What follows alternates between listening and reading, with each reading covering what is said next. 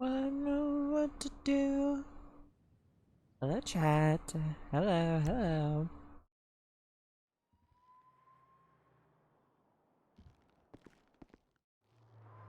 Oh, okay. Dang, I broke into Humane Lab seeing if we find any rare animals to deal. Wait, what? Also, hello, chat. Hello, we're live. What up, Poach Gang? Anyone down to do some mischief in the lockout gang? I broke into Humane Lab seeing if I can find any rare. Dear. Hello!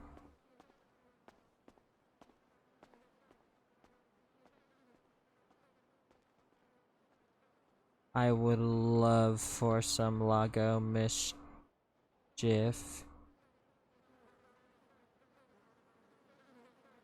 Did you find any rare animals? Did I turn my music up twice on accident? I did.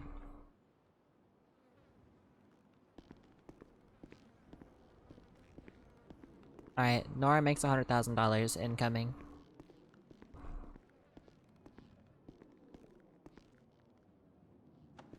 Dun dun dun dun dun dun dun.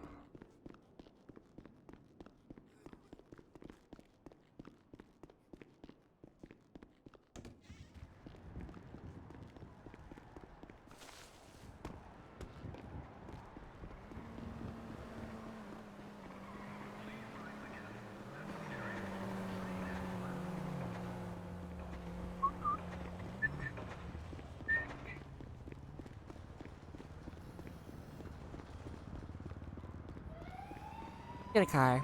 Let's steal a car.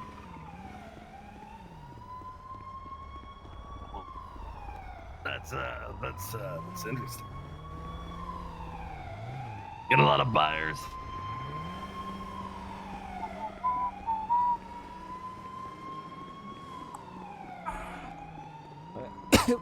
Oh gosh. Hello. Hello. You Need a alright? ride? You know, actually yes, if you don't mind. Okay. Free rides. What's your name, sir? Todd Jackson. Todd Jackson, wonderful to meet you. I'm Nora, Nora Sopht.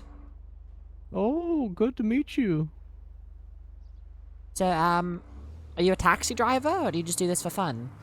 Uh, kind of for fun. I do accept donations. Oh, No absolutely, pressure absolutely. though. Yeah. Absolutely. Yeah, I have $25 I can give you. I'll just put that in the glove box Oh, for you. oh, much appreciated. Of course, of course. Um, you got anywhere in mind you'd like to go, or? Would you mind taking me over to the marina? Do you know where that is? Feel free to use my car's GPS there if you'd like. Oh, alright, here, let me just set this on there. Yeah. Right over there. Oh, okay. Yeah. What was your name? Nora. Oh, okay. My name is Todd Jackson. I didn't know if Okay. I told you that. Todd Jackson. Sounds Yeah. like that's a very good name, I must say. It's a strong Oh, name. thank you. Yeah. My mom picked it out all by herself. Oh, that's lovely, that's lovely. Do you have a good relationship with your mother, Todd? Oh, I did. Before she passed away. Oh no, I'm so sorry to hear that. Yeah. Oh, it's fine. She was ill, but the Lord has her now, so. Of course. I'm sure she's very happy, you know, looking down proud on her son. Oh, I sure do hope so. Thank you for saying that. Of course. Means a lot. Family is very important. Oh, yes. You having a good day? I didn't mean to bring you down, but Oh, no, I am. You know, I just woke up and I thought, you know, what a good way, what a better way to start the day than to go fishing. oh yeah. Well, thank you so much for the ride. If you'd like, I can give you my Oh, number if you you're ever very need welcome. any help with anything, or, you know, I dabble in all kinds of things. Oh yeah, sure. There you go, Todd. If you ever need anything, don't Okay. hesitate to give me a call or text. Okay, let me send you mine if you'd like. Oh, for sure, Um, absolutely. Yeah. There you go. Pleasure meeting you, and thank you so much for the ride. I do greatly Hey, no appreciate it. problem. Feel free to call me if you need a ride or. Oh, absolutely. Thank you so much for that. Yeah. Alright, you stay safe out there. Okay, you too. Love you. Doodles, love you too. Bye. Bye.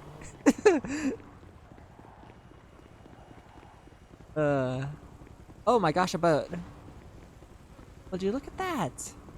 Would you look at that? I wonder if I can kick it back into the water. That guy was cool. Thank you, Todd Jackson.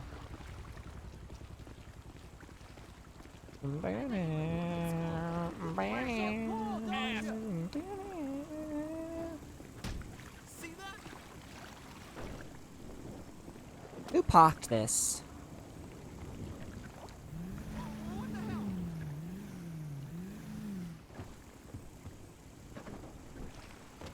I wish I could push it. Is it anchored?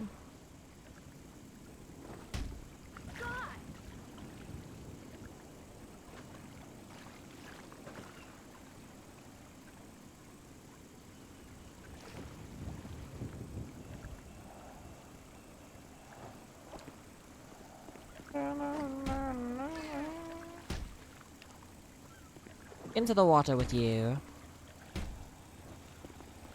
Come on now.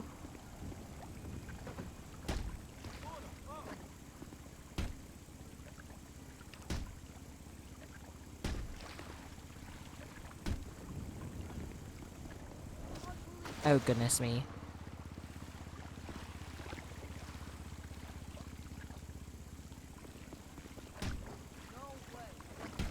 Come on now. Into the ocean with you. Back where you came from.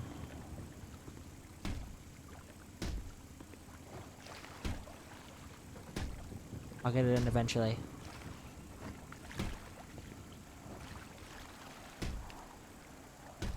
One of these days.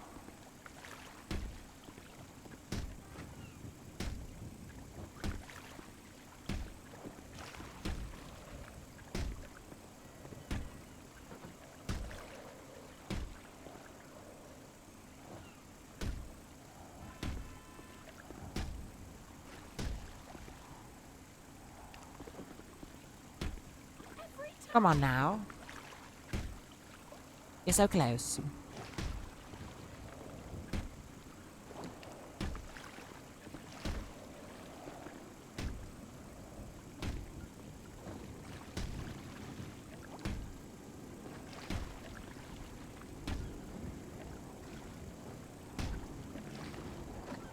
Into the water, please.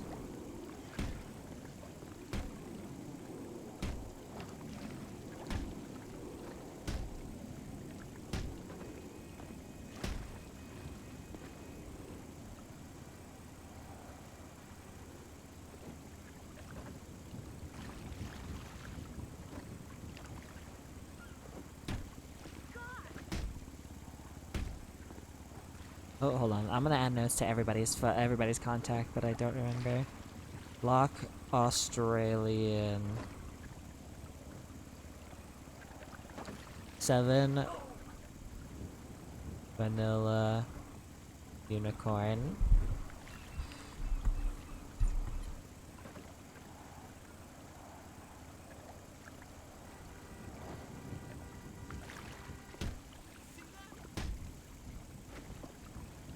Get in the water. Come on now. I don't know if I can get this back in the water. Every time. I don't know, it's pretty close.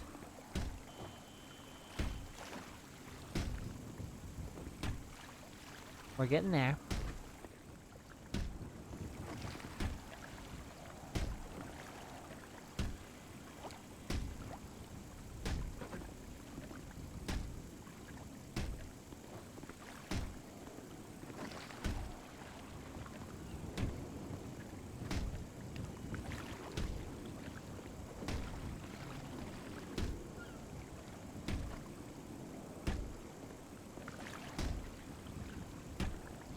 Come on. Almost there.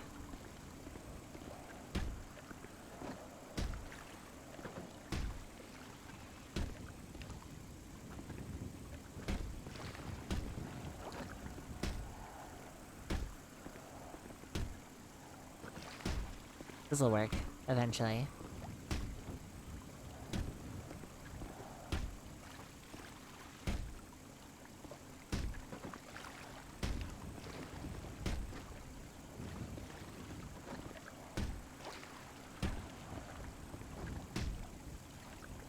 Oh, it's smoking. This thing isn't gonna be drivable. Let's see if I can get it out.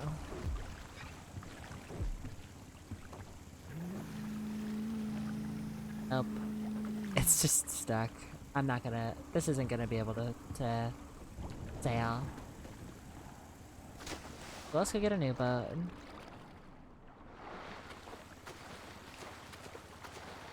Is that one over there? Or is that a jet ski? A boat. Cool.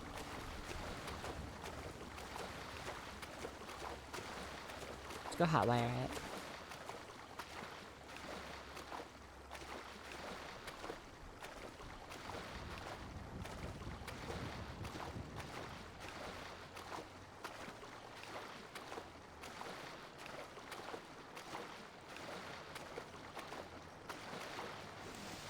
There we go.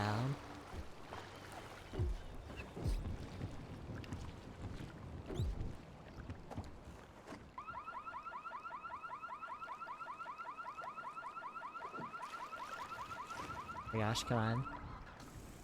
Huge. It's the same kind of boat, too.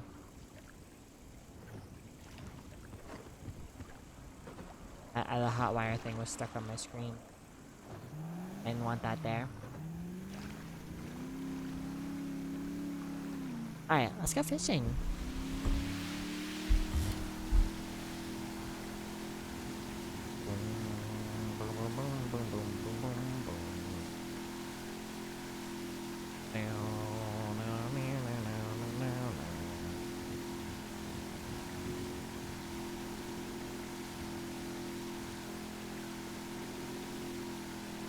See if there's anybody fishing rays already. Hopefully I can actually get some. Last time I wasn't able to. There's already someone out here.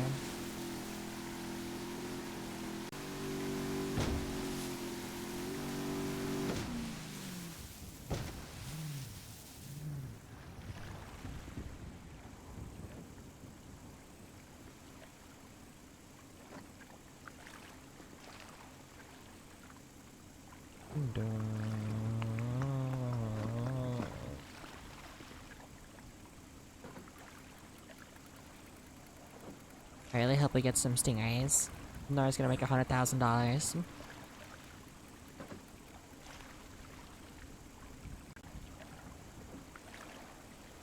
And by dollars, I mean paloonies. We're gonna get 100,000 paloonies today. That is the goal.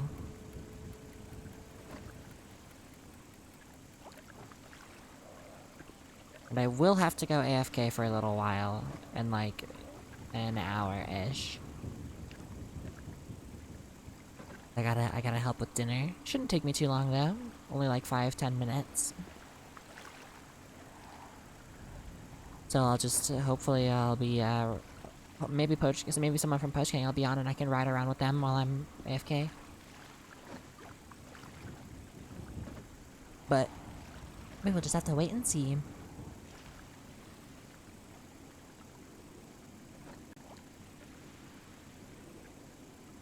Oh gosh, that's an impossible catch.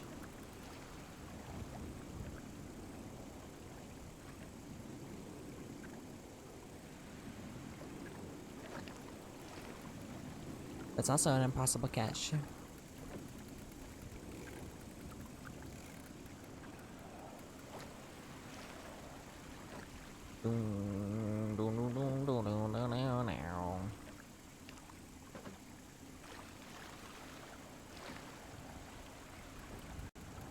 Gosh dang it, come on.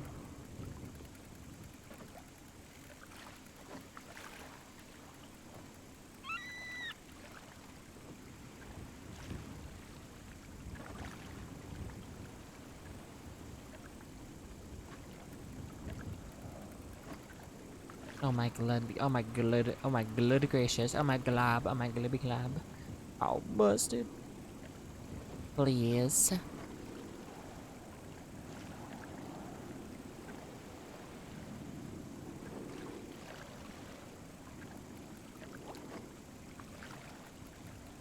Well, I'm gonna let it reel it all the way in, see if that changes anything. I doubt it will, but it's worth a shot.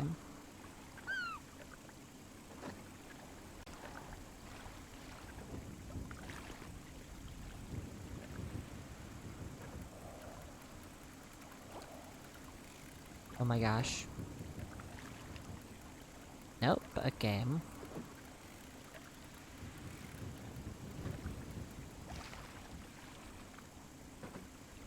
Eventually it'll work. One of these times.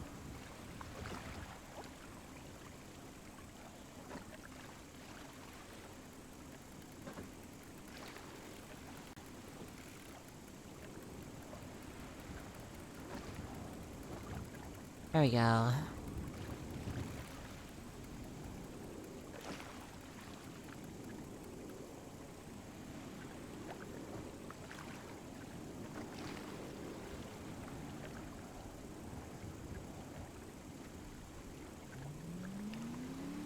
Oh, well, I guess all the fish are gone. That's what that means.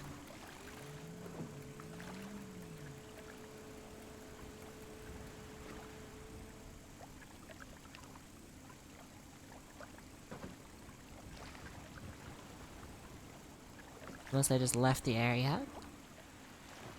Come on. Ray, please, fish, please. Oh, let's go. There are still fish here. That's huge. It's a huge win.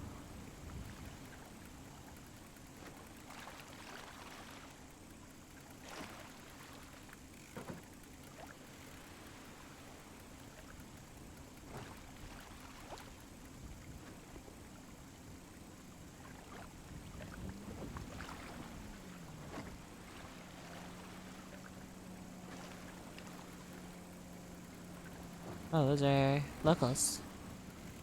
Go. Locals boating around.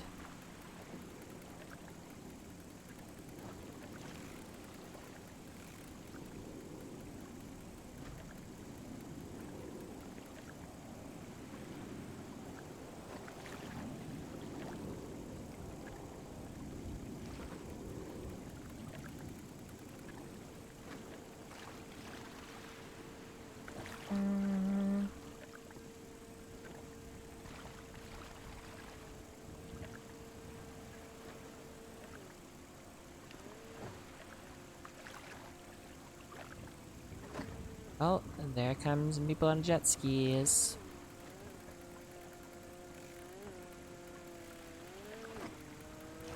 Those are locals? Those are locals, let's go. I was afraid I was about to get fished out.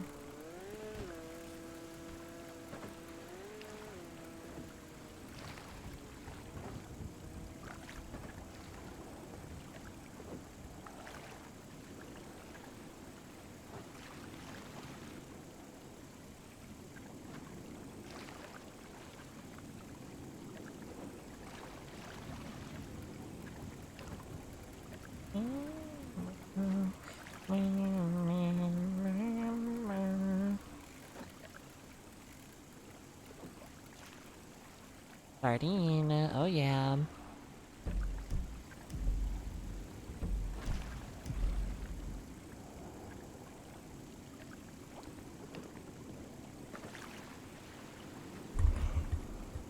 What up, Kips? How's it going? Ahoy. How's your day? I had to wait through the queue for like 3 hours because I didn't hop in on the restart because I was busy. And I didn't know if I would be able to join as soon as I like got through the queue once the restart happened, so I just waited and then I had to wait a few hours to get in. What's up? How's it going?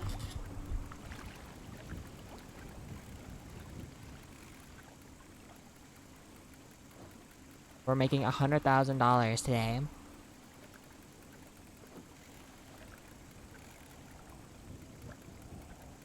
Hold on, I'll read that in 1 second. I don't want to lose this ray. This is the first one I've got today. Oh gosh. Come on.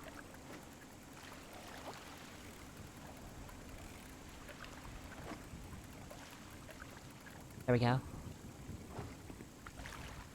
Me too, I just got home with dinner and I got like 2 hours until I go to work. Dang.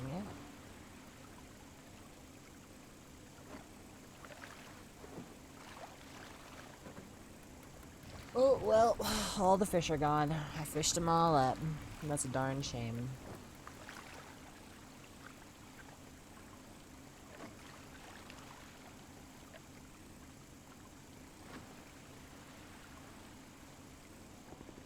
Are you gonna be trying to fly in before you have to head off to work, or are you sitting this one out?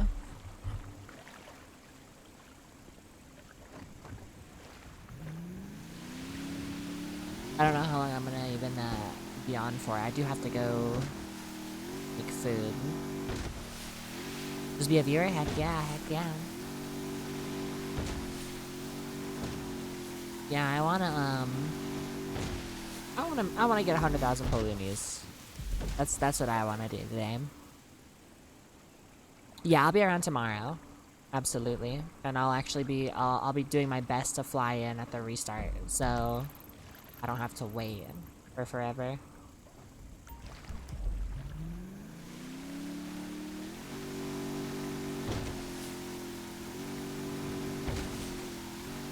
I wonder if Zach will be around today, and if he'll be playing Johnny or Damascus.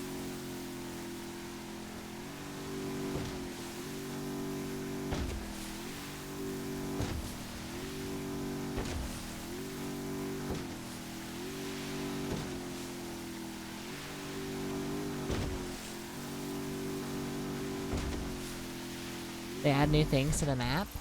Oh, did they?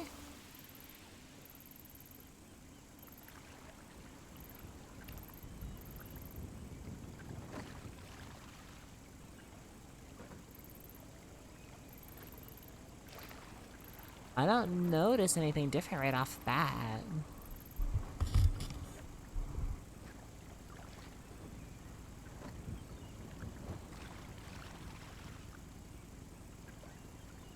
The parking garage is named. Oh, yeah, they are.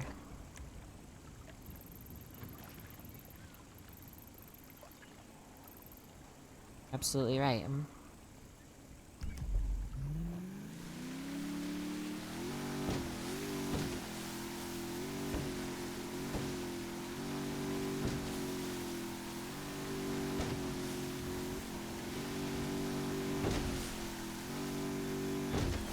Alright, wait, where is a convenience store? There's one up the road here. Nora needs some food and water. That threw me off? Yeah. I didn't even notice it at first. The one in Polito has always been named, and I never, like, checked the other ones, so I just assumed they were all named.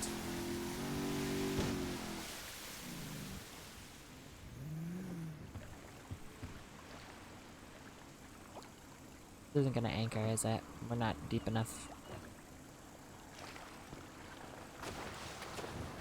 Okay, let's hurry. Let's get some hot dogs and water quick.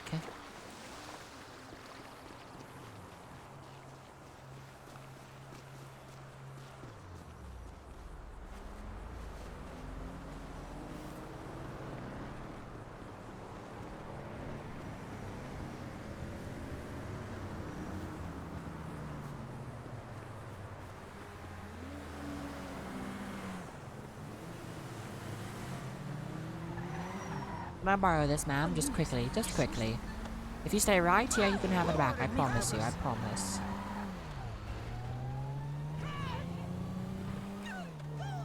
I just want to get some water, ma'am. Relax. Hello? There, can I please have some food and water, please? A hot dog and a water, perchance? Thank you so much. Toodles. Oh well, la-di-da. Oh yeah, they made it worse. Good. It was super strong. The gas station food. Or the hot dogs, at least. The water is still good. That's good.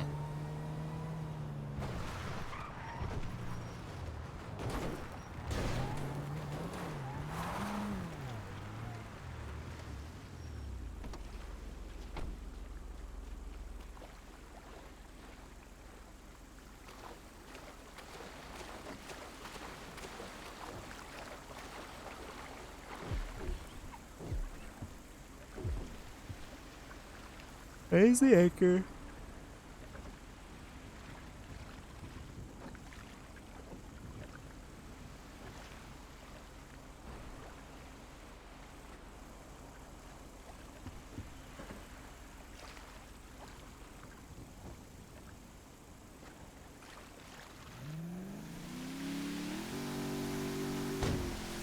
let's go fishing.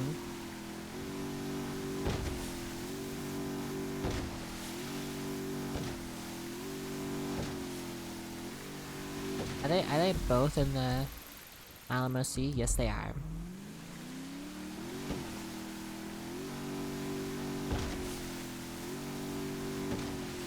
We thread the needle here? Can we do it? Oh yeah, we got it.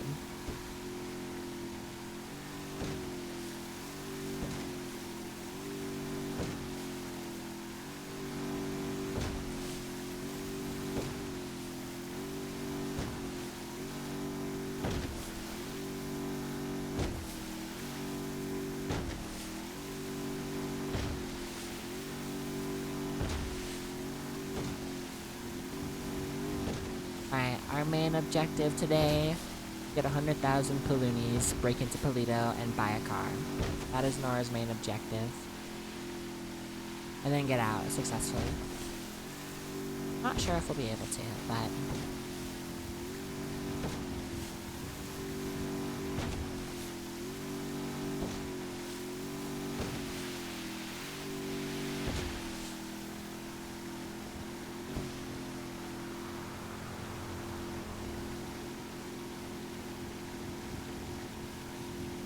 Through the logout, home sweet home.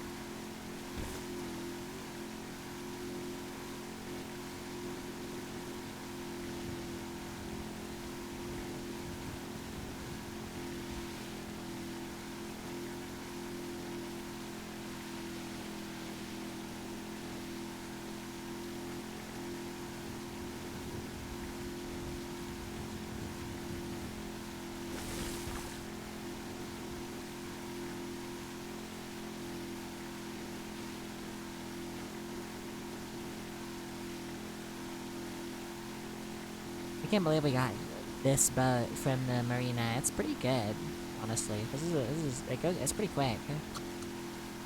And it's big, and it's a 4-seater, I believe.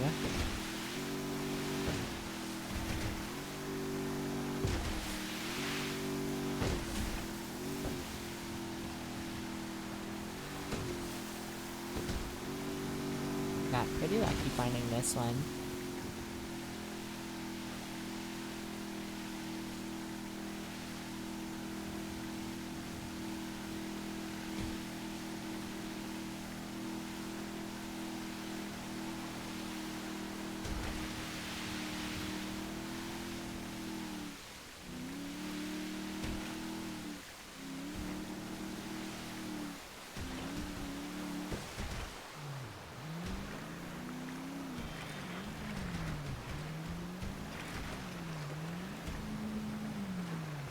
Gosh, don't get stuck.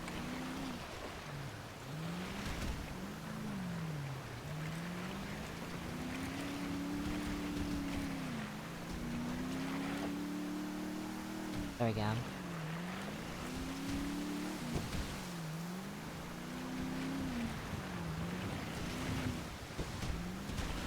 Holy moly.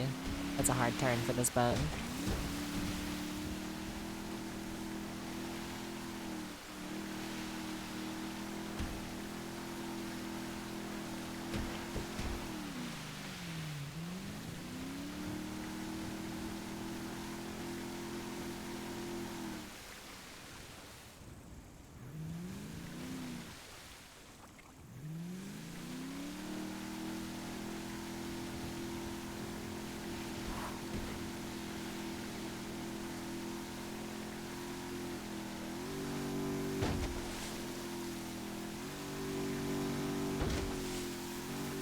Alright, let's get out to the fishing spot. Finally. Really doesn't change as soon as we get there. That would suck. Yeah, just in case, I'm gonna do that.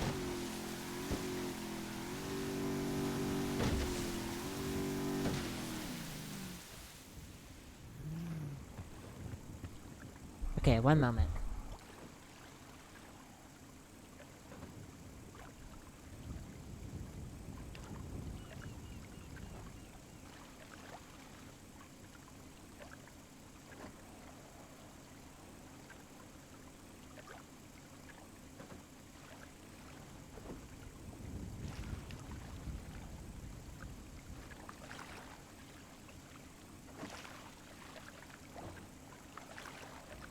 Alright. Do some fishing.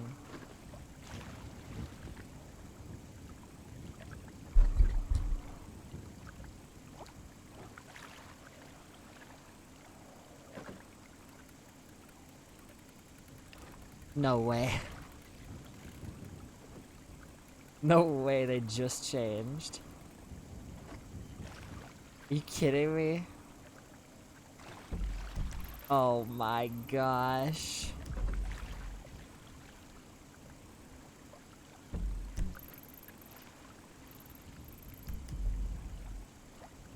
Alright, I guess we're going back into the ocean.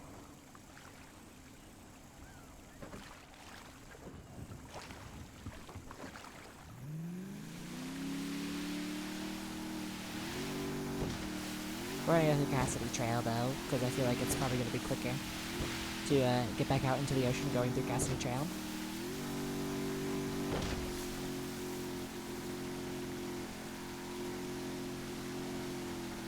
Yeah, they do. They do actually change locations. I don't think the banned fish spot does, but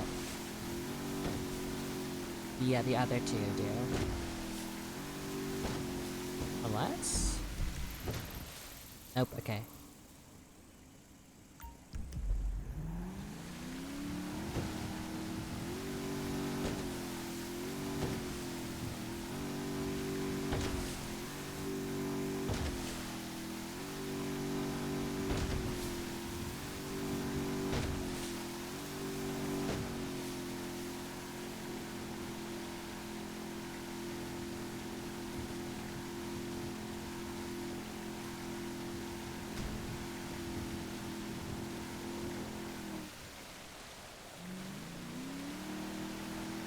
Alright, back into the ocean.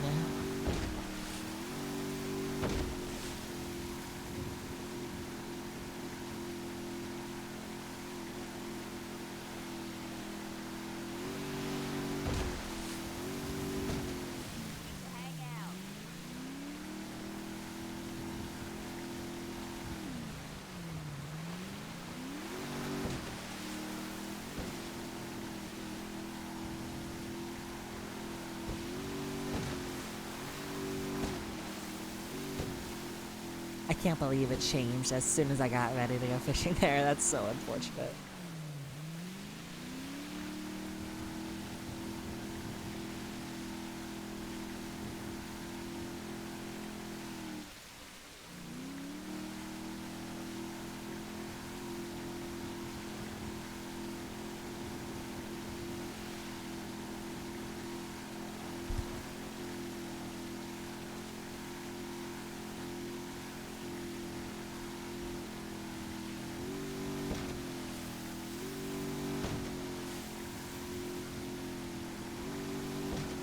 Thankfully, this thing is relatively quick, so shouldn't take us too long to get down to the fishing spot.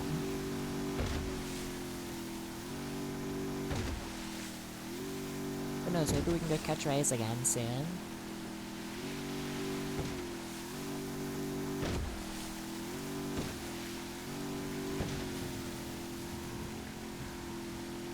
I wonder how that fish finder works, if it like just tells you how many fish are left in the area, or if it like gives you a relative idea of where you should cast your line to catch a specific fish, or I don't know, I'm intrigued by it.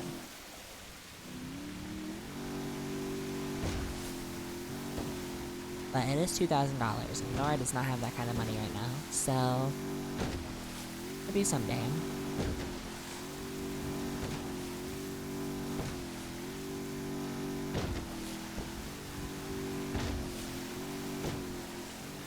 But I also don't want to drop $2,500 on it to find out. Yeah.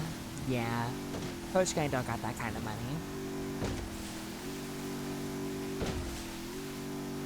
Maybe eventually it'll be worth it. I mean, we should, like, once the new fishing stuff comes out, I bet it has some other hidden purpose. Yeah. Once the other fishing stuff, like, once some fishing changes get implemented and stuff, I would love to get one and see if there's more that we can do with it. Maybe that's what I'll wait for.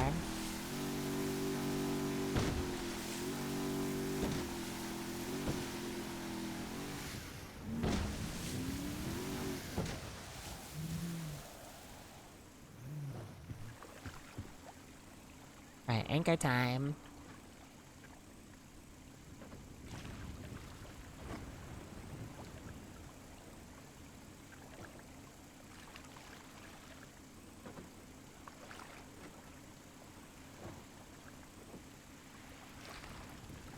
It'd be nice if they fixed it so that your fishing line went out straight ahead of you instead of like off diagonally to the side and stuff. Like that's a little annoying.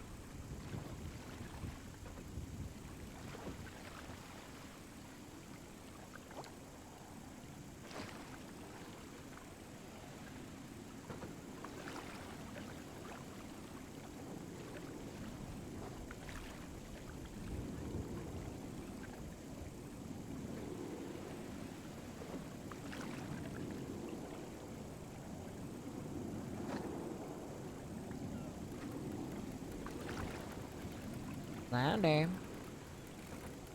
Oh no, tuna. Like, look at this.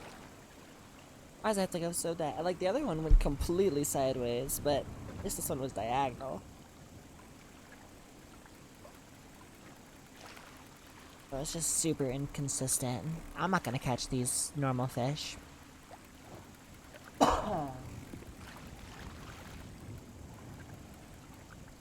No point reeling those in. Right now, I'm just looking for the big ones.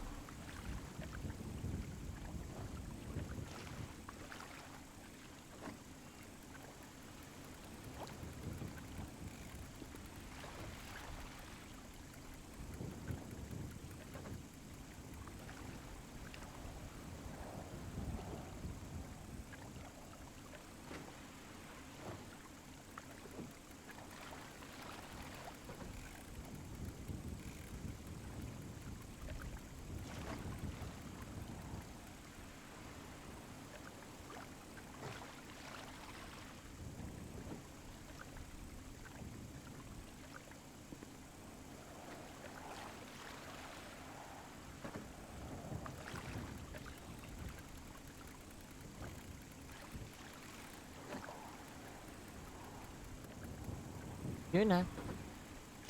Big tuna.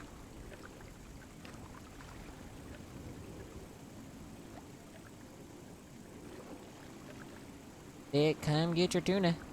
Come get your tuna. Is that a tuna? I don't think that's a tuna, but I don't know what that is.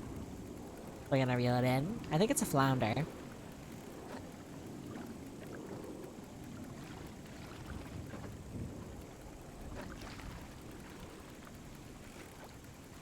It does look like a flounder. I think it is one.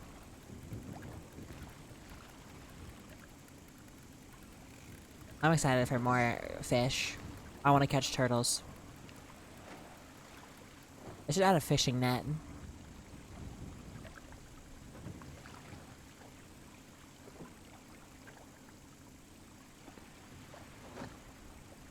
A fishing spear? Oh my gosh, wait, a fishing spear would kind of go crazy.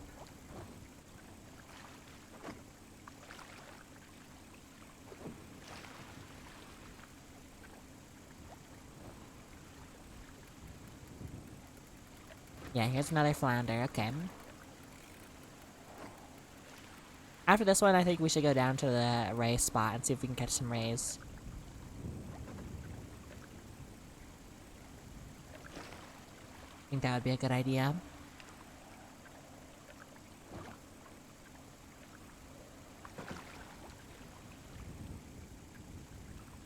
And to confirm that the fuel on boats is bugged, let's go. I'm glad it's just a bug and not intentional. I hope it's fixed soon. I don't know what causes it. I have a theory that it's whenever two people get on one boat. Because I haven't had any problems with fuel in boats driving them alone. So my theory is that it has to do with when two people are in one boat.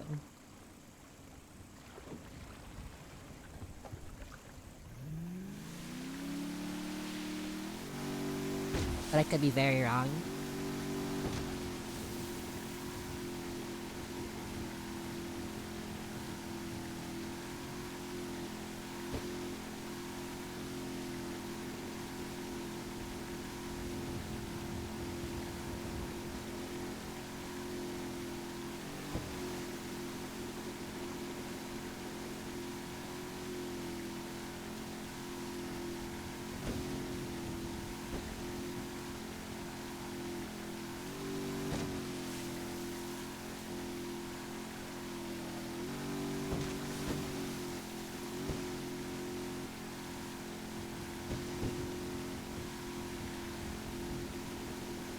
What?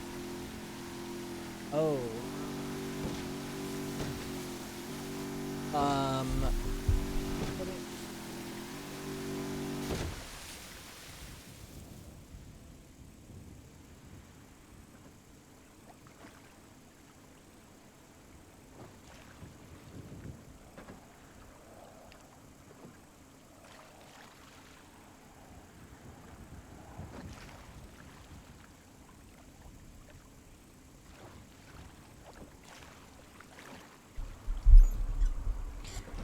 Okay. Sorry about that. That's someone on a jet ski. I don't know if that's a real person or not. Could be a local.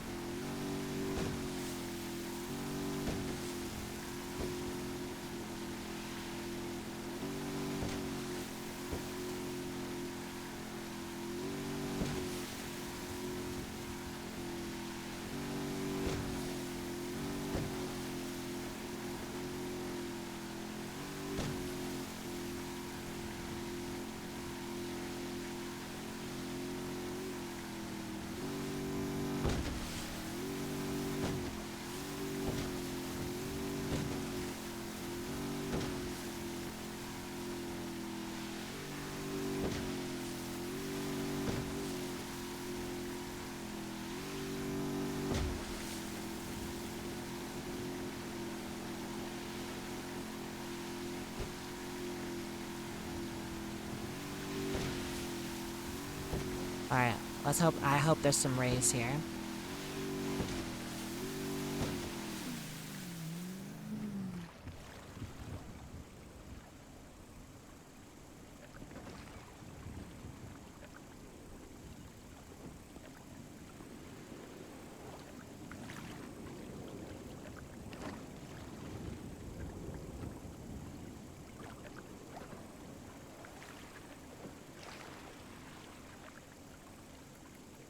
Oh, let's go. Huge.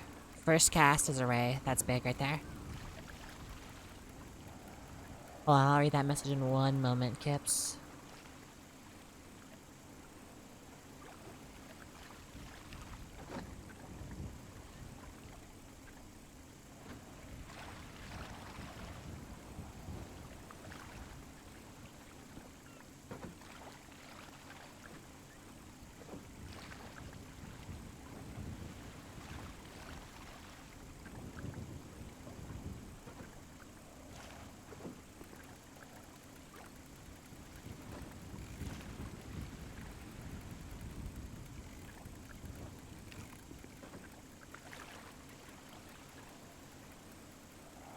I was thinking this weekend we kidnap people, rob them of their gun, fishing rod, or pet, take them to the liquor stores, gas stations, and rob them. Yeah, yeah. I'm down. I think it's about time that Nora gets deported. For the first time.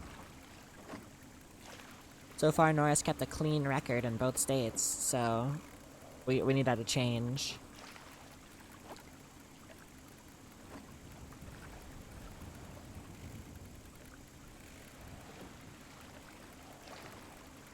I don't know if Walter's been arrested, but right now Nora is the cleanest member of Poach Gang.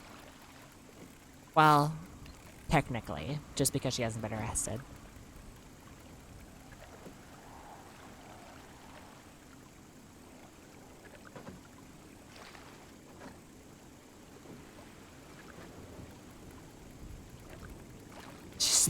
She's just been living a normal life in Los Santos as a Polynesian. That's is so funny to me that I've kept this up for so long.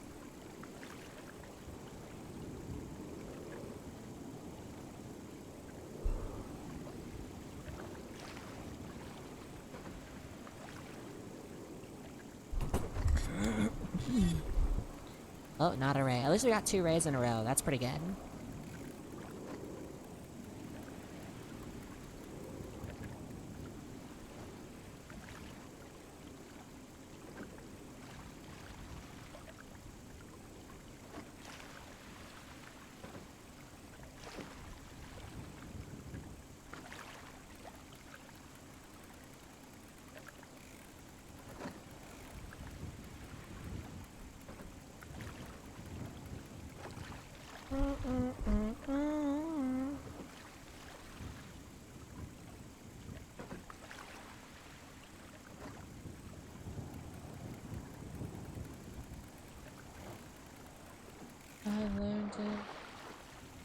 sunshine on a cloudy day.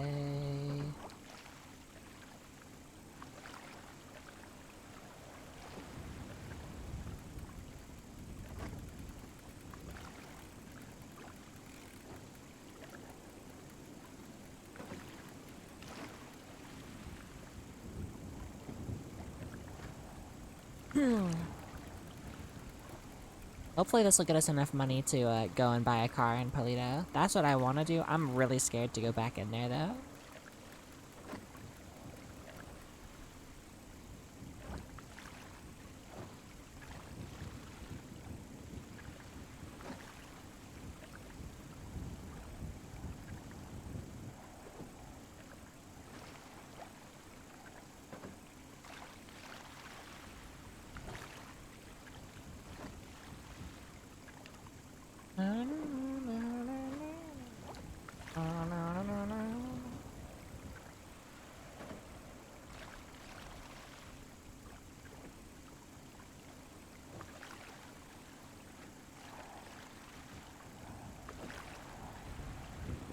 One more Ray, come on. Oh, let's go.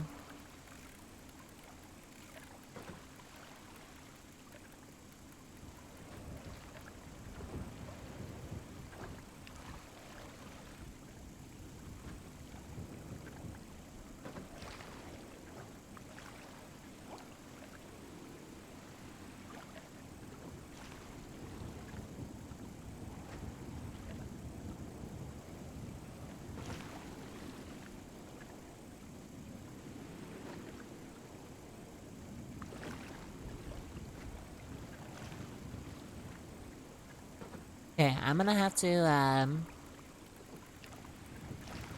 AFK for a little while in like 20 minutes, so I'm gonna wait to go into Polito.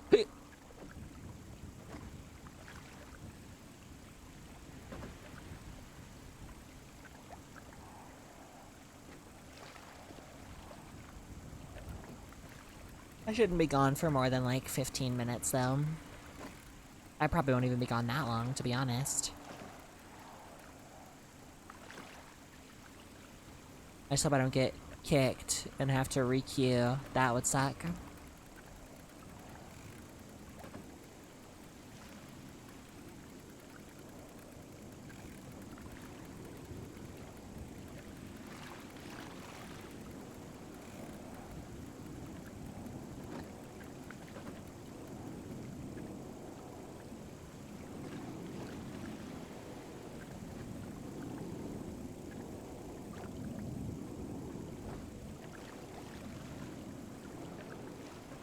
Boom.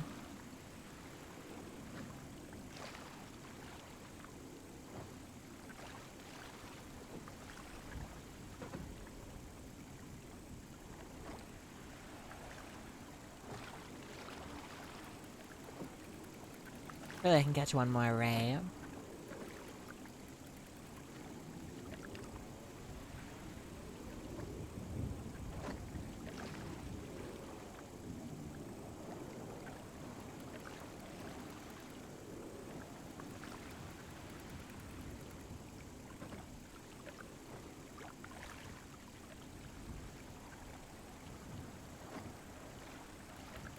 Oh, let's go.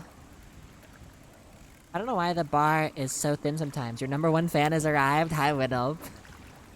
How are you? How's Terraria? Can you pause and add is playing? Yeah, I got you. I like 50? Okay, that's what I expected.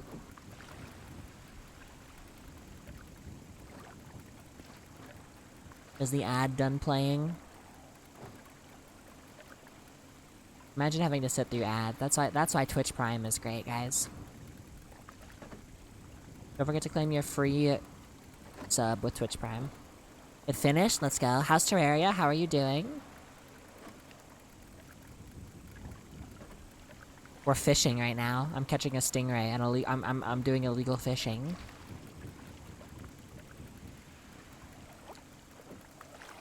Boom. Not enough space. That mean it's just gone? Dang it, I didn't think about that. That sucks.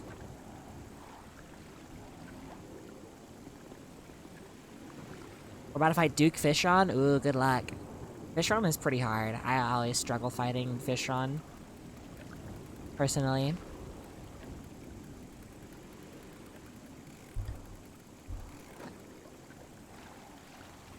Can I roleplay as a racist? No, no, but... So, listen to this. Check this out. On this server, usually, how roleplay servers work is there's a public server and a server that you need whitelist for. But on this server, you can play either being whitelisted or without being whitelisted. But if you play as a public player, you're stuck to just Polito, which is the very north town of the map, right? But you can break out and you can like rip off your ankle monitor and stuff, okay? Which is what I've done on this character. And people from the city hate people from Polito, which we call Politians, but they call them beepers. So they've come up with a slur for Politians and are doing racist roleplay. So technically, it exists on this server. Yeah, they're calling Politians beepers because of their ankle monitors.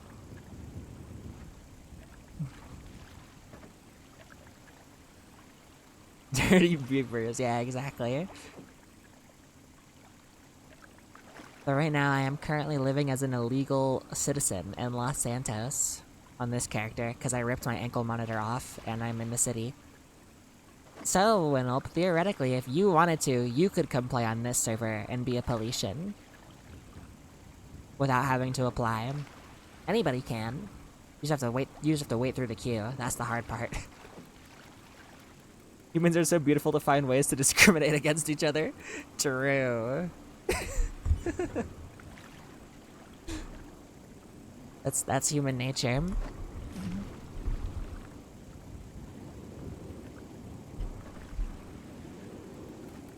Oh. That's not a stingray. It's okay. We don't have to catch it.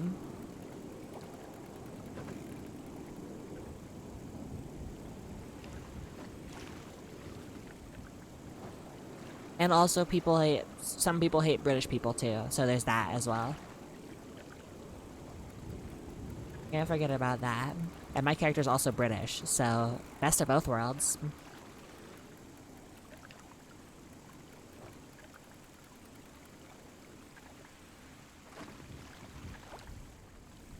Come on, give me a stingray. I'm being greedy.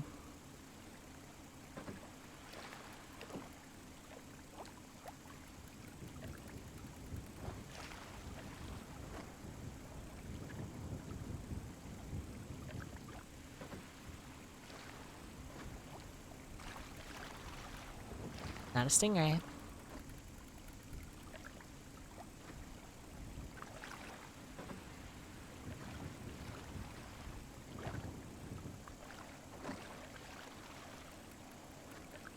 But yeah, like, you could, like, people could play characters that hate Politians, but they are stuck in Polito and stuff, and, like, I don't know, there's a lot of fun things that can happen. I like the fact that you can smuggle stuff in and out, smuggle stuff and people in and out of Polito. That's pretty fun. It's fun escaping and getting people to escape.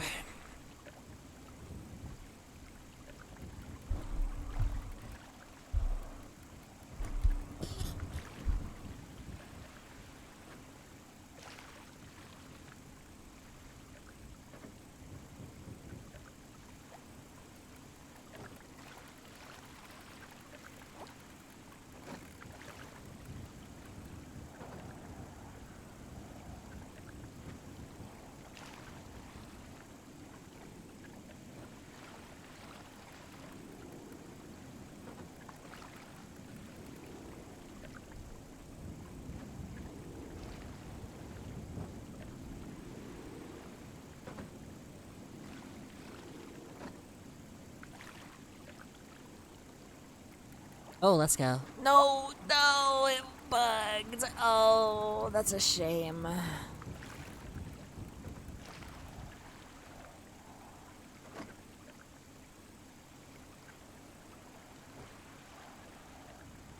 I am falling, fading.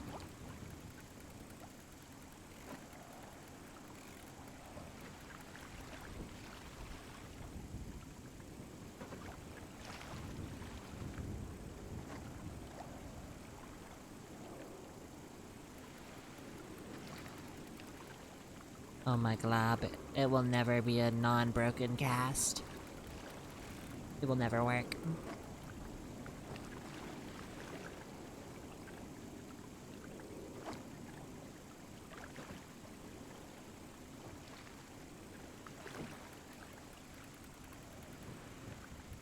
Oh, I figured out how to fix it. Wait. I think I figured out how to fix it.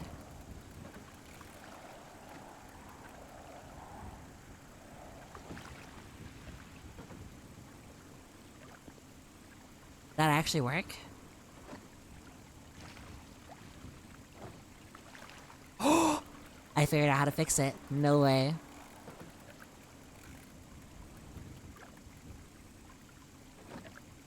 Okay, Kips. You know how the reeling in will break sometimes like that.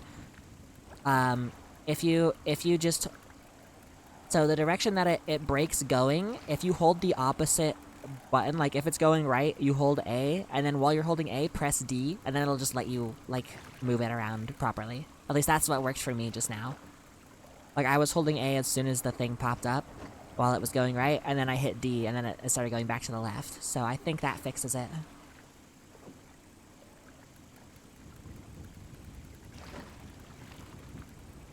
I'm gonna have to, next time it breaks, I'll test it again to see if it, like, is consistent. You just have to be holding you just have to be holding the opposite direction of where it's going, then tap the one that it is, and then it should work. I think. I don't know, I'll test it if it breaks again.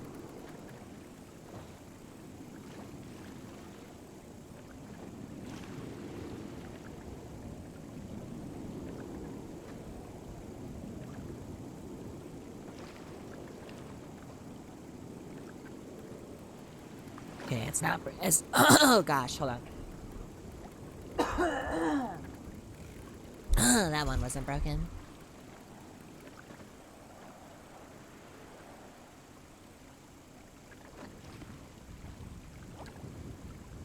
Stop the dancing. One more time, we're gonna celebrate. Oh yeah, stop the dancing.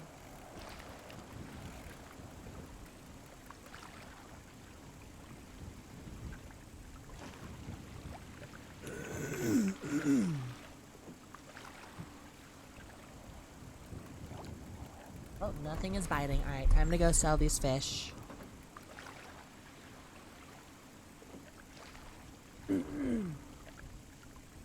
Oh gosh. Hold on.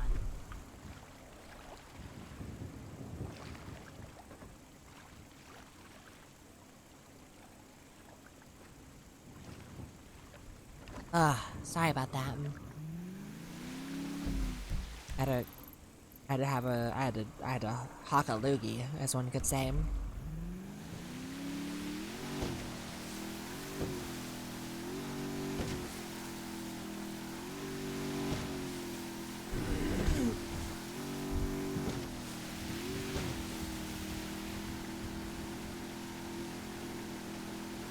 I hope this boat can make it through the canal.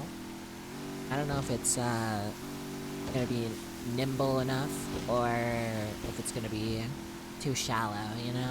Like, canals might be too shallow for this boat.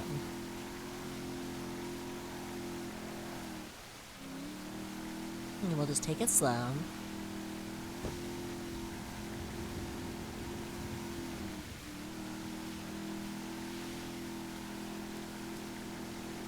Yeah, I can't forget, I changed my hands up hotkey because H is so many other things.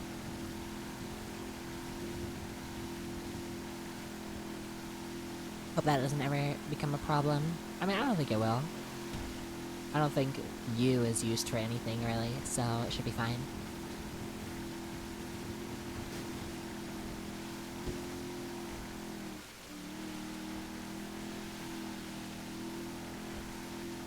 Okay, this thing got through the canals really easy, actually. That was surprisingly easy.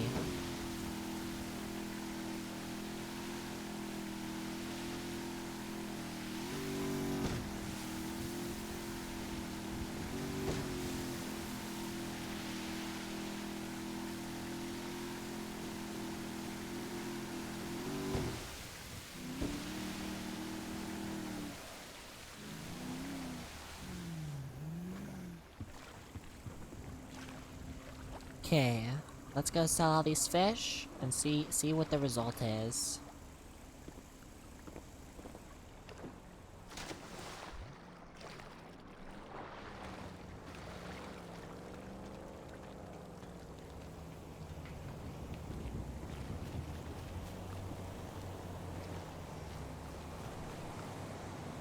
Oh my gosh, that was like a super jump.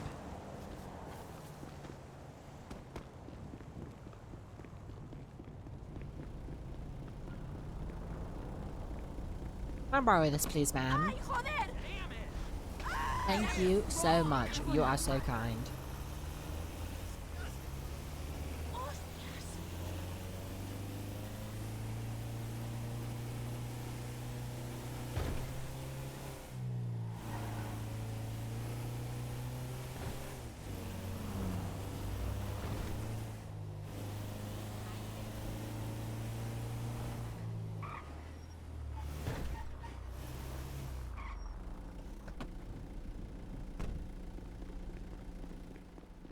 Alright, let's sell these fish. Let's see what the grand total is.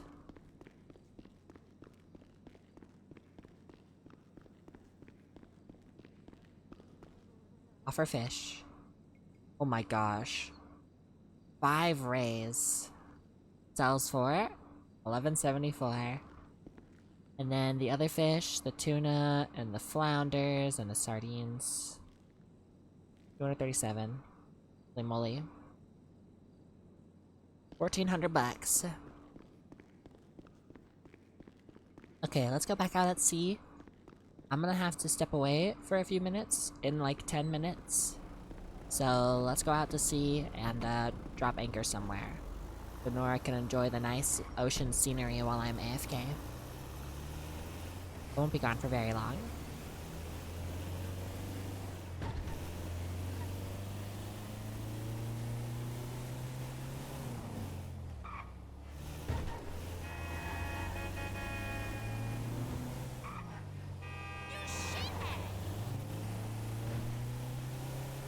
I thought that was a real person. I didn't think that was a local.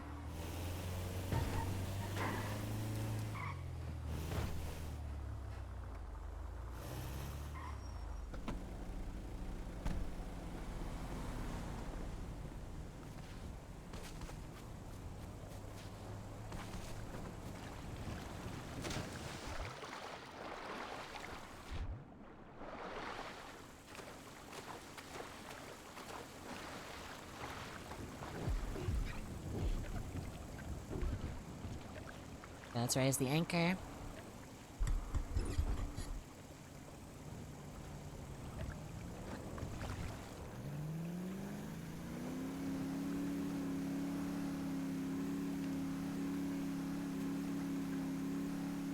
Gosh, this thing has such wide turns.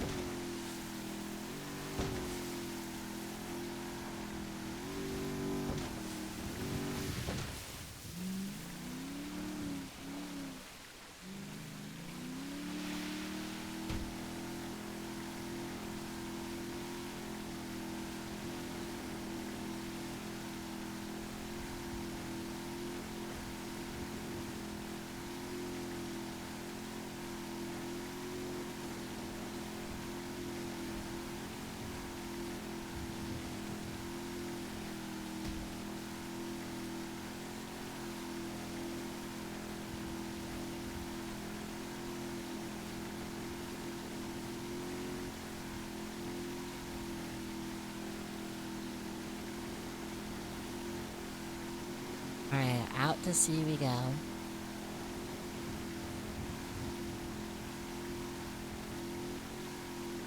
I want to go north and also out pretty deep. But nobody comes and bothers us while I'm gone.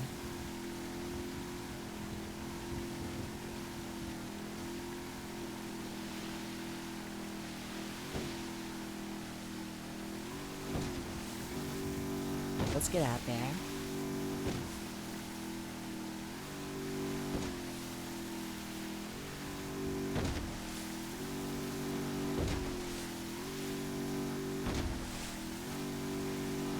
I could sit at the logout screen, I guess, too, but then I would lose the boat.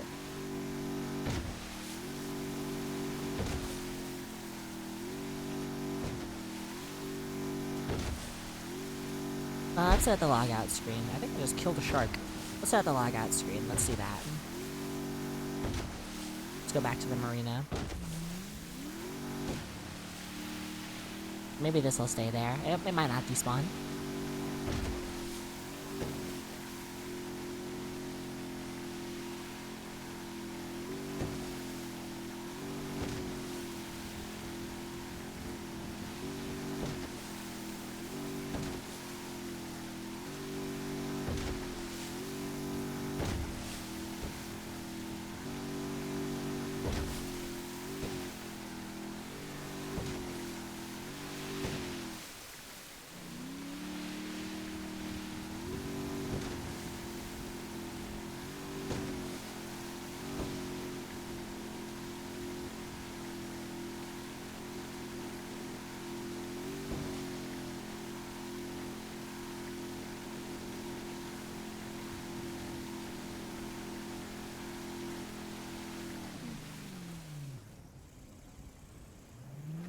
Yeah, let's leave it right here.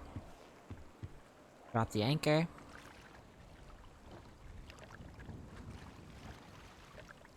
Okay. Slash log out. Alright, chat, I will be back. Enjoy the music. I can put on a video, I guess. Let's put on. Let's see here.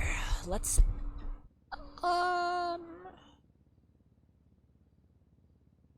here. Pop that out. Make sure the audio is working on it. Hey everyone, Okay, I'll be back. welcome back to Lab Coats. Did you know Coca-Cola is the world's most popular non-alcoholic beverage?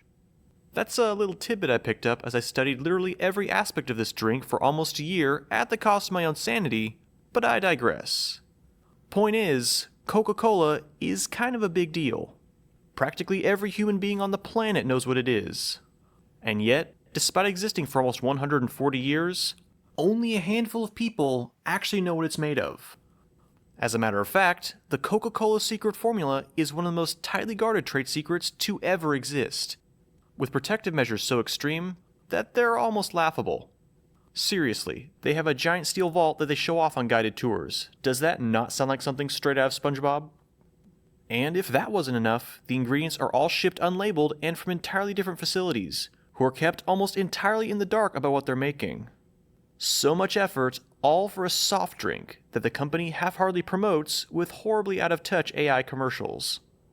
Wouldn't it be funny if somebody managed to steal the secret formula right from under their noses, piece together a chemically identical beverage with the exact same flavor, and then tell absolutely everyone on the internet how to make it themselves?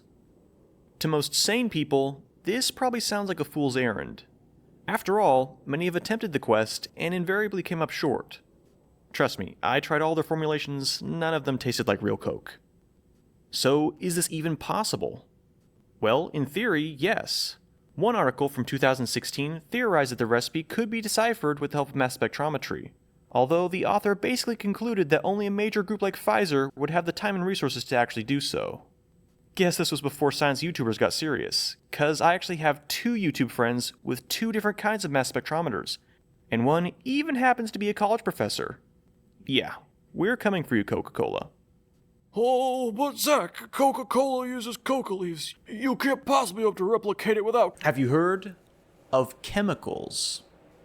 I'm aware that whatever I make won't be absolutely identical down to the trace contaminants, But if I add all of the major flavoring agents that are detected in real Coca-Cola, I should get something that tastes like Coke, regardless of if it came from a coca plant. And spoiler alert, Dude. Yeah, I can't even tell. Even though I know already, I can't even tell. I wasn't expecting it to taste so much like Coke. Oh my god. this approach actually works pretty freaking well. And in regards to legality, well, Coca-Cola hasn't actually patented their recipe. Seriously. Doing so would require them to expose what they're actually patenting, and that's obviously not something they want to do. Consequently, unless I try marketing my own product under the Coca-Cola name, there's really nothing they can do about it. So, what are we waiting for? Let's get cooking. Now, believe it or not, we already know over 99% of Coca-Cola's makeup, at least by weight. A liter of Coke contains roughly 110 grams of sugar, 96 milligrams of caffeine, and 0.64 grams of phosphoric acid, based on pH measurements and other scientific analysis. It also contains caramel color, which contributes important flavor compounds like furfural, in addition to the cola's rich brown hue. What we don't know is what makes up the last ingredient, natural flavors. This is where the real battle begins. As of 2025, only one of the natural flavors can be definitively verified, decoconized coca leaf extract. The Stepan Company in New Jersey is one of the only American companies licensed to work with coca leaves. And guess who they sell the extract to once the cocaine is removed? Cola nut extract was also used at one point, but it was phased out in favor of refined caffeine. I tried finding my own source of cocaine-free coca extract, but companies like Power Leaves never returned my emails, and the package I bought from this definitely not sketchy Peruvian website got seized at the border. So basically I was at square one like every other non-Coca-Cola entity, which meant I had to work up the entire flavor profile from scratch. At first, I thought this might be fairly easy. I mean, several cola recipes are already published, including the original Pemberton Coca-Cola from 1886, so I figured it'd simply be a matter of tweaking these until I got something that fit. Long story short, I was very, very wrong. As a starting point, most recipes call for the following set of flavors: orange, lemon, lime, coriander, nutmeg, cinnamon, vanilla, and neroli. A few other ingredients that get suggested include black pepper, lavender, clove, and kaffir lime leaf, so I bought all these flavors as essential oils from reputable vendors. Using essential oils in food might sound a bit strange, but rest assured this is fairly standard practice in the food and beverage industry, as it allows for very precise and repeatable combination of flavors. To run my early trials, I would measure precise volumes of each oil using a micropipette, and combine them in a small vial. Once mixed, the required amount of flavor oil would be dissolved in roughly 1 milliliter of food-grade alcohol, which helps it disperse into the soda instead of clumping into droplets. This was an issue I faced when I made root beer from sassafras oil a few years ago, and the ethanol practically eliminates it without throwing off the flavor. Finally, the flavor mixture will be measured and added to a predetermined volume of soda, which was made with the established proportions of acid, caffeine, caramel color, and sugar. Pretty straightforward. Initially, I attempted to use something called an orthogonal array to perform my analysis. Nighthawk and Light has an excellent video explaining how these work, which I highly recommend you check out. But basically, an orthogonal or Taguchi array is a type of mathematical table that allows you to find meaningful correlations with a relatively small number of trials. In my case, I was hoping to determine which flavors contributed the most to the flavor of cola. Unfortunately, the human mouth perceives flavor mixtures in really complicated ways, so my results were highly inconclusive, and often disgusting. That said, I did actually learn a lot by doing this. In terms of flavors, nutmeg, cinnamon, and coriander seem to contribute the most to the iconic cola flavor, but not without a strong citrus base composed of lemon and lime. At the same time, flavors like neroli and lavender just didn't seem to work in the modern profile. They added a strong, floral note that isn't found in today's Coke, and also made it taste like artificial sweeteners were being used. And despite showing up in most recipes, orange didn't really seem to fit either, at least not in the large amounts that are usually suggested. 1 to 2% ended up being the sweet spot, and while modestly important to the flavor, higher amounts would begin to throw off the citrus notes. Of the other flavors I tested, kaffir lime leaf was by far the most out of place, since it basically tasted like citronella. Clove was similarly overbearing and noticeably different from the spices found in Coke, while black pepper and vanilla contrastingly seemed to do very little. I mean, if I really boosted the vanilla, it was detectable and the perceived sweetness would go up, but black pepper mostly just seemed to accentuate the more earthy flavors already found in nutmeg. Now, while I did gather at least a rough idea of what's in Coca-Cola from these early trials, I still had no idea what the correct ratios were, or what ingredients I was missing. So to find out, I cracked out my secret weapons: scientific papers and chemical analysis. In terms of analysis, Vince from Neptunium and Ben from Mass Spec Everything agreed to analyze Coca-Cola, my ingredients, and a few similar sodas like Pepsi using their mass spectrometers. These machines essentially take a tiny sample of whatever you want, split it into chemical fractions using either a liquid or gas chromatography column, and then analyze each fraction by ionizing and firing its components through a magnetic field. Much like a prism splitting up light, the magnetic field splits up ions based on their mass, giving a sort of fingerprint that can be used to identify what chemical was ionized. That's the explanation, and this is the exact chemical makeup of Coca-Cola.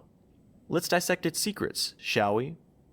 The dominant peak we found was something called alpha-terpineol, which mostly arises from the acid-catalyzed hydrolysis of limonene and pinene, and it hints that citrus oils do in fact make up a large portion of Coke's flavor. The next major peak is actually the remaining limonene, followed by 4-terpineol and fenchol. Cinnamaldehyde, saponine, and carine were also detected, indicating the presence of cinnamon and nutmeg. And finally, we found eucalyptol, borneol, furfural from the caramel color, and ethyl levolinate. Levolinic acid and its esters form when sugars like fructose are heated under acidic conditions, which suggests that Coca-Cola undergoes heating at some point during its production. Now, this is all well and good, but unfortunately, we couldn't pin down the exact concentration of each component using this data. You see, a mass spectrometer's output is given as a plot of relative intensity, not concentration. If you want concentration, you usually have to do a lot of math and other testing to figure out how different chemicals interact with the machine. So, instead of relying purely on the mass spectrometry data we collected, I chose to also lean on the data from this article in the Journal of Agricultural and Food Chemistry. This table in particular listed pretty much every flavor found in Coca-Cola, and even gave their measured concentrations. There were a few flavors they left out, such as fenchol, but I figured once the concentrations of other ingredients were determined, these secondary flavors would be easy to dial in with the help of mass spectrometry. I won't be going through every chemical on this list, but there are a few I'd like to point out that reveal important information about the secret formula. Obviously, cinnamaldehyde and vanillin can be directly correlated with cinnamon and vanilla, so we can check those off as part of Coke's recipe. Limonene and alpha-terpineol are also present, along with aldehydes like octanol, nonanol, and decanol, which collectively signal the strong presence of citrus oils. This is all stuff we mostly knew. Things get interesting, though, with linalool and the various forms of eugenol. Eugenol and its esters make up 80 to 90% of clove oil, which is one of the suggested ingredients that people reference from time to time. However, the concentrations found in Coke are only enough to account for the traces contributed by nutmeg and cinnamon oils, which are much more definitive ingredients. And since clove oil threw off the flavor in my early tests, I think it's fairly safe to rule it out as a potential flavor. Sticking with ingredients we already discussed, linalool also rules out a few potential flavors.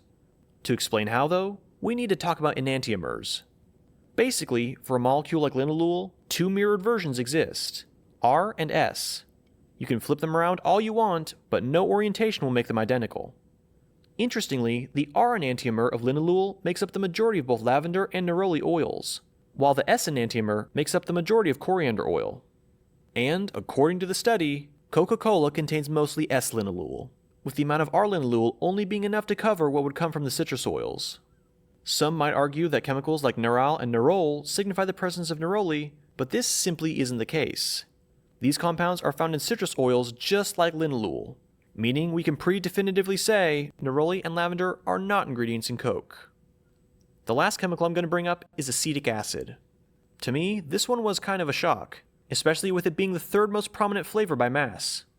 My first thought was that it was simply arising from the acid-catalyzed breakdown of acetate esters in the cola. But after talking with Darcy over on the Art of Drink channel, and seeing it in an actual recipe from the 1950s, I'm almost certain that's being added deliberately. To be clear, the amounts being used are in the range of parts per million, but I still find it kind of funny that vinegar is probably one of the secret ingredients. With the major flavoring compounds identified and correlated with existing ingredients, I set up an Excel spreadsheet to make iterating my recipes a bit easier. A mixing calculator would basically take the volume of each oil being added, determine how much of each component was present, and then compare that data with the Coca-Cola numbers. Once everything was matching, I would take the recipe, log it on a separate tab with notes about the soda it made, and finally rank how close it was to real Coke.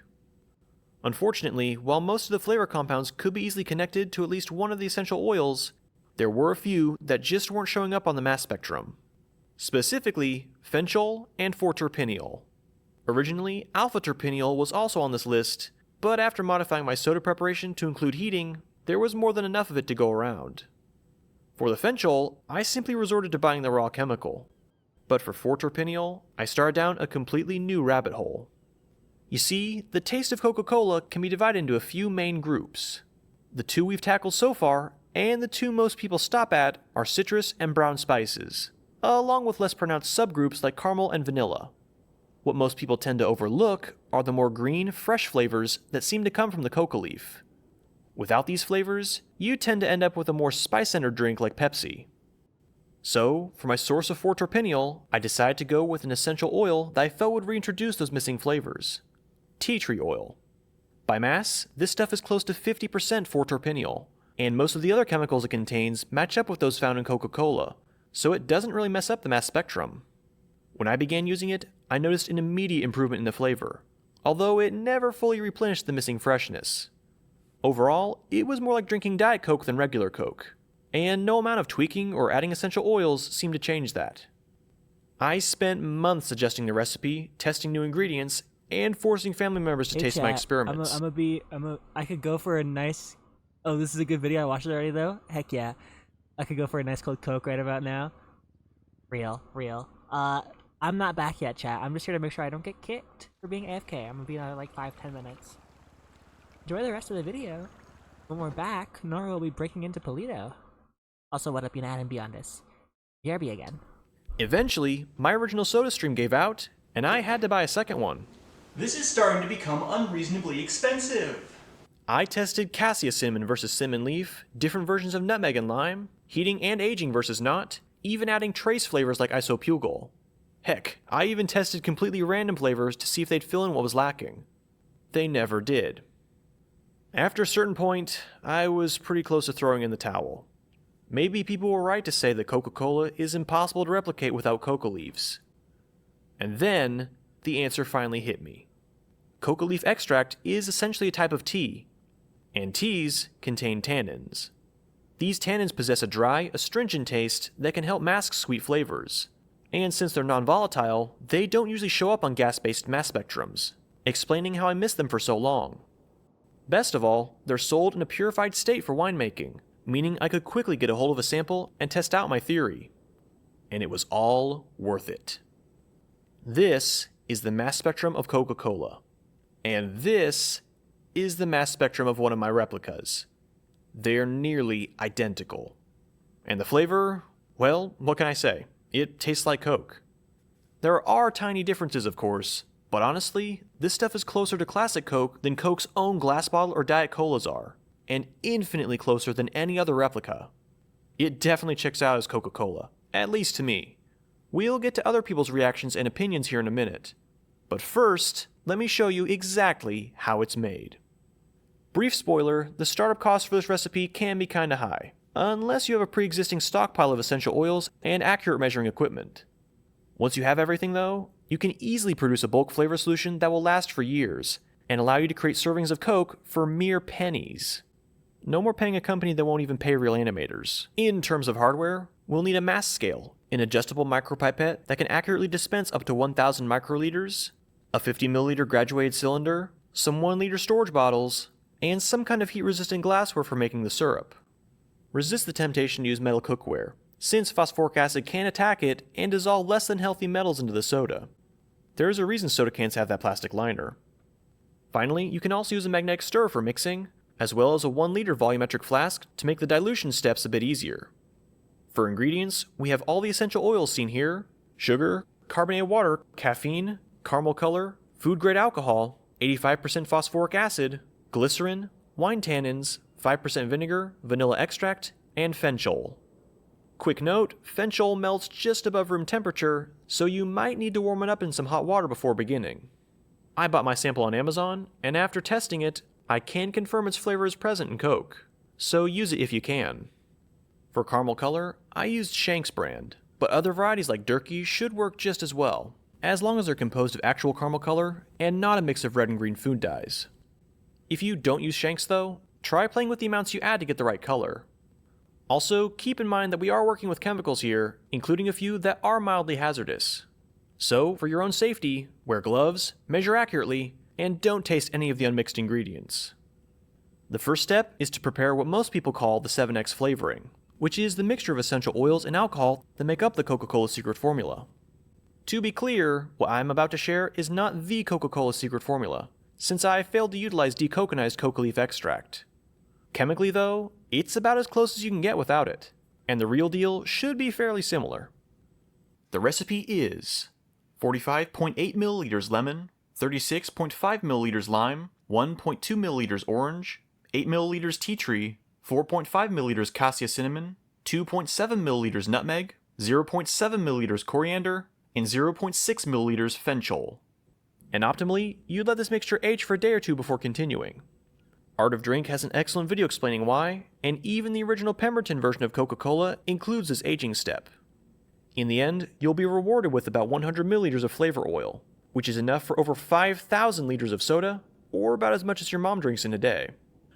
To make the 7X solution, simply dilute 20 milliliters of the flavor oil to a volume of 1 liter using food-grade alcohol. And before anyone gets worried, the amount of alcohol being added to the final soda is 5 times less than what you get from a non-alcoholic beer, and far too little to taste or make this drink intoxicating. Other flavor extracts like vanilla or almond use ethanol as a solvent. This is no different.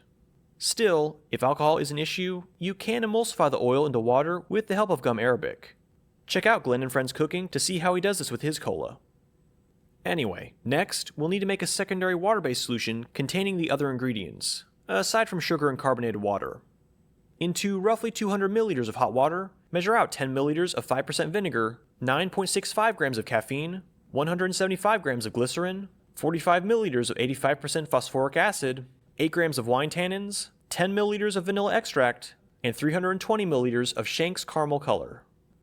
In case you're wondering, the glycerin is being added for texture and mouthfeel. Without it, the drink tends to feel a bit thinner and more like diet soda. Also, if using vanilla extract feels imprecise, you can alternatively mix up a solution containing 9.5 grams per liter of vanillin and use 1 milliliter of that. Given the fairly limited impact vanilla seems to have though, you probably wouldn't notice a major difference. Give each ingredient time to fully incorporate before adding the next, and once everything is dissolved, dilute the mixture to a final volume of 1 liter using water.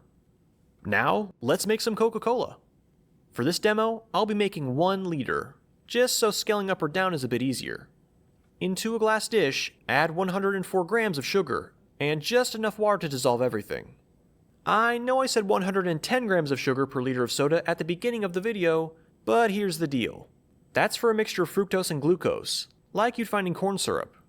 If we add 110 grams of sucrose, or cane sugar, the phosphoric acid will cause it to react with the water and form nearly 116 grams of those simpler sugars. That would throw off the sweetness of the drink, so we use less sugar to compensate. Anyway, next we add our flavor solutions to the syrup. 10 milliliters of the water-based solution, and 1 milliliter of the alcohol-based 7X solution. You might need a few extra drops of the 7X solution, it really depends on your taste. As soon as everything is combined, microwave or otherwise heat the mixture until nearly boiling, and cover to prevent the more volatile flavors from escaping. Heating like this helps the phosphoric acid break down compounds like limonene and citral, and it also accelerates that sugar hydrolysis reaction we just talked about, so it's a fairly crucial step. Once fully cooled, dilute the syrup to a volume of 1 liter with cold carbonated water. This can either be bought or made yourself using a soda stream. Just don't attempt to carbonate the fully mixed soda on the machine. It tends to produce a lot of foam, which can lead to bacterial growth if you're not careful. And this is our finished Coca-Cola. You can drink it directly, but if you want the most accurate version of the final flavor, allow the soda to rest for a day or so in the fridge. And again, while the flavor is as close as I could get to Coke after a year of trying, and certainly closer than any other clone I've tasted, there is still room for perfection. So if you have the ingredients, feel free to experiment, and for future reference, I'll have the most up-to-date version of the recipe in the video description. Of course, I could go on and on about how I think my cola tastes, but what do other people think? Is this a convincing replica? or just another Pemberton knockoff? Well, I set up several blind and non-blind taste tests, and people actually had trouble telling it apart from real Coke. This is regular Coke. See, I can't even tell. Even though I know already, I can't even tell. 9.5 out of 10. 9.5 out of 10. That's pretty good. That tastes pretty close. Like, I may not be able to tell if these are side by side with the original taste. I know that is definitely, Coke or a Coke product. If you said it was vanilla Coke or something like that, I'd be like, yeah, maybe that's definitely Coke. I think this is more similar to this bottle than this is to that bottle, which is crazy to think about now that I said that out loud. Yeah, that's a Coke product. I wasn't expecting it to taste so much like Coke. Oh my gosh, hold on, I gotta go again. I gotta go again. Yeah, that's good. I mean, like, if you sold this on the shelves, I'd buy it. Regular Coke drinkers were better picking mine out from the mix, but the general consensus was that Lab Cola could be mistaken for Coke, and not other colas like Pepsi. When tasted on its own, without Coca-Cola as a direct reference, people overwhelmingly thought it was the real deal, unlike the Pemberton recipe, Open Cola, and other clones I had them try. Yeah, that's not Coke. Oh. No, that's not Coke. No, that's not even, like, it's a cola, but that's not Coke. That is just straight flour. It's very cinnamony to me. That's almost pure cinnamon. Like, like those little candies? Yeah. But it's definitely not Coke. Alright, I think that's finally it. 2025 is coming to a close, and it has been an insane year for this channel. Thanks to everyone's support, I was able to Hello, chat. I have returned. I'm sorry about the wait. Oh, there's only 2 minutes left in the video. take Wow. on crazy projects like making fluorine gas at home, preparing oleum products. Oh, my days.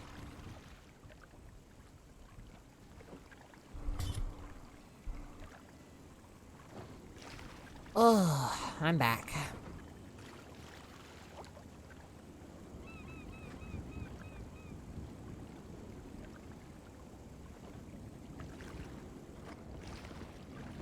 These gas pumps don't work, ye.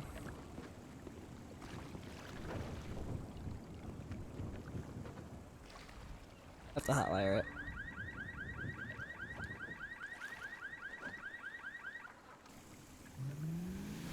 Anyways, hi chat.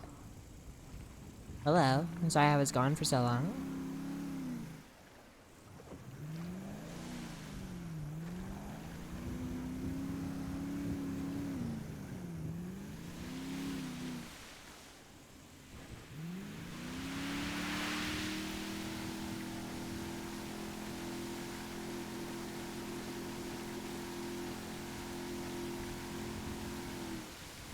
Let's, I guess let's go to Polito.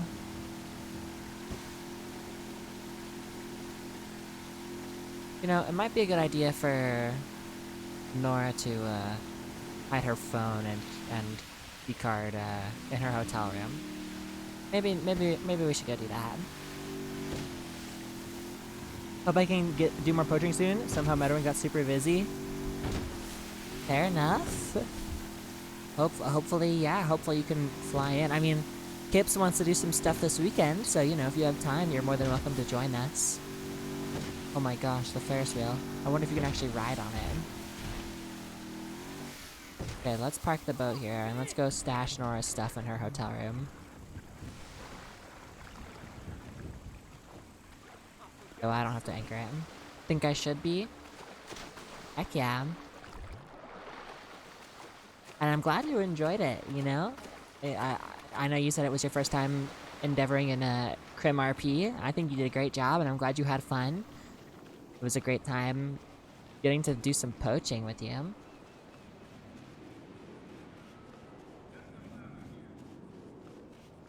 Let's go hide Nora's phone and stuff in her hotel room.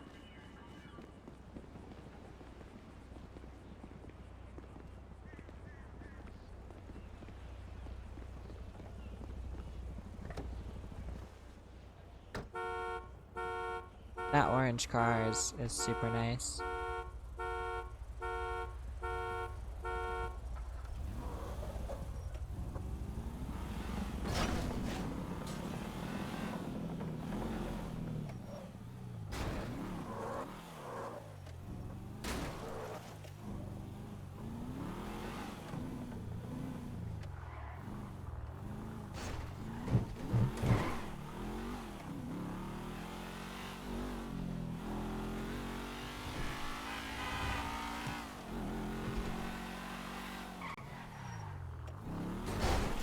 this way to the hotel.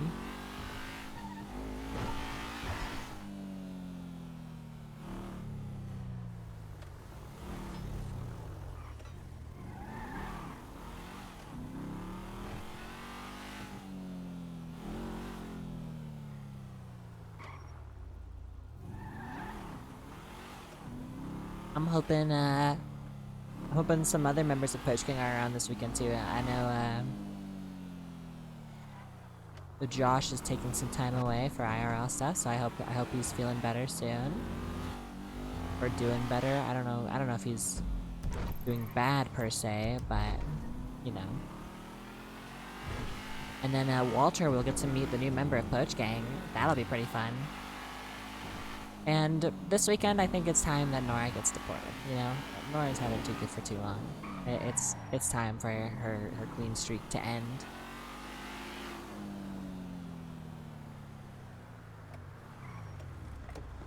And then, you know, that'll initiate a whole thing. Because literally every time the police see Poach Gang doing something, they'll respond to it. Because Nora is an illegal citizen. If she's there, and they will want to arrest her, so...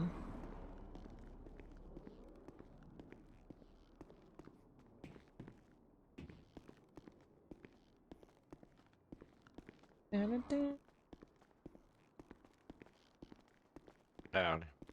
Howdy.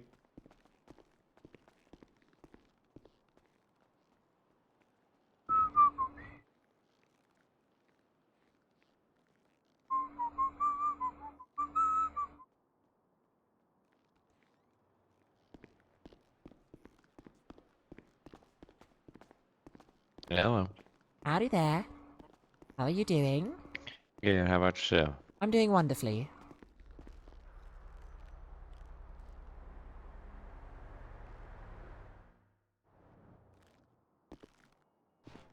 What room are we in? 18?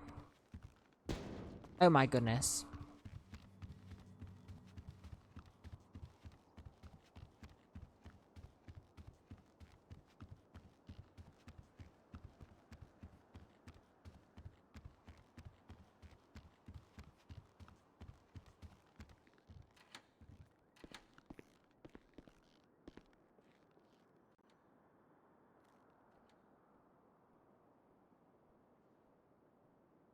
Okay, phone. Why is it like that? Why is it selected? Oh gosh.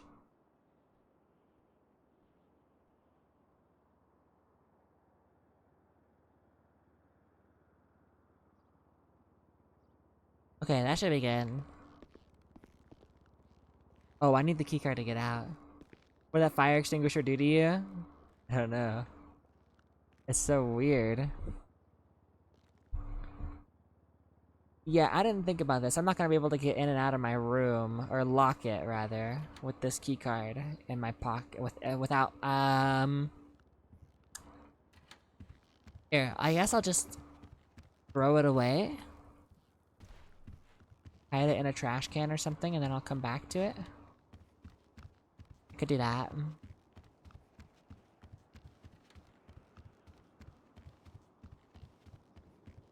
Oh, right. Nora should send a text in the Poach Gang group chat first, just in case she gets trapped in there.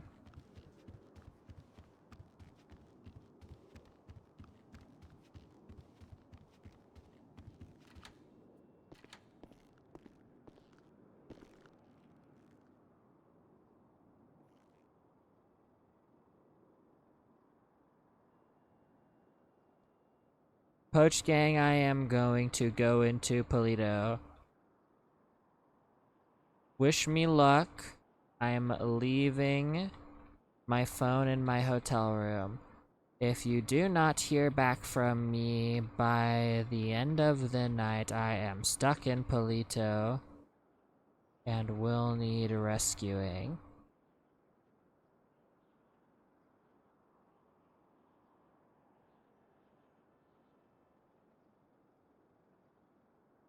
There we go.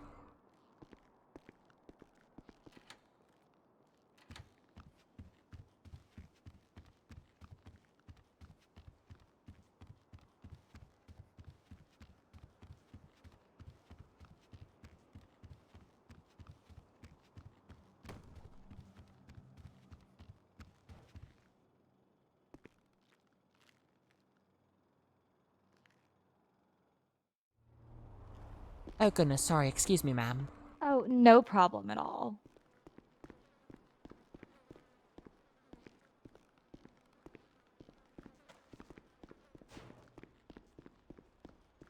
I'm buying a hot dog.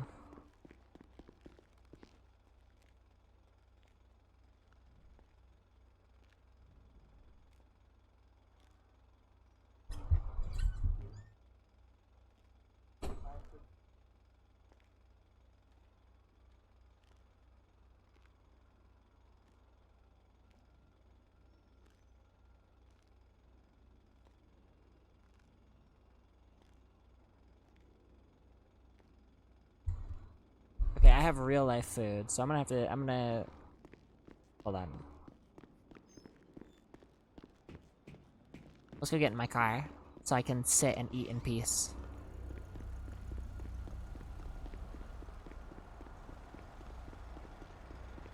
It's still there, okay, cool. Okay, one moment, chat. One moment.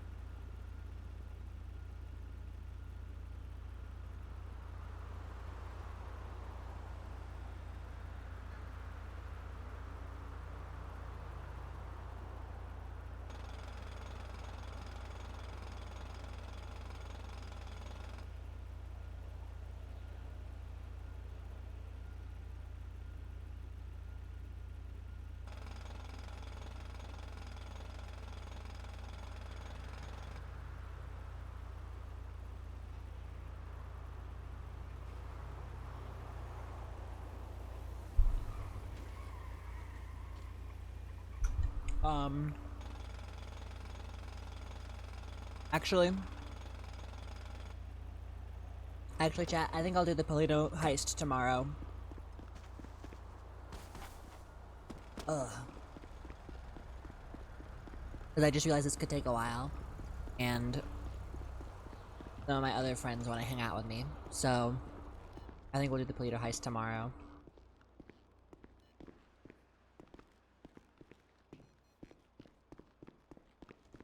Go back to my hotel room.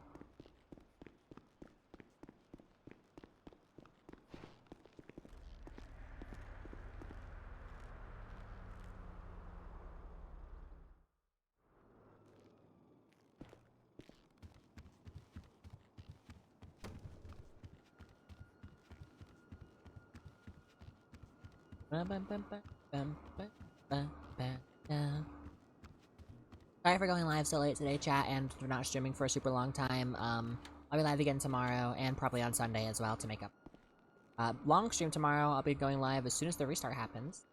Assuming I'm not occupied with something. Restart happens. Next. I changed my mind. I'm too tired to do it tonight. I'll be doing the tomorrow. Good night, Poke Gang. Chat. I'll be live tomorrow. Sorry for empty promises. Well, not empty. I did make 100k. 100,000 Paloonies. The title was not a lie. I was gone for 20 minutes. I'll be live tomorrow. Toodles. You too. Thanks for stopping in and hanging out, Nad. Hopefully you can fly in and do some poaching with us. You know, maybe break into Polito with Nora. See it for yourself.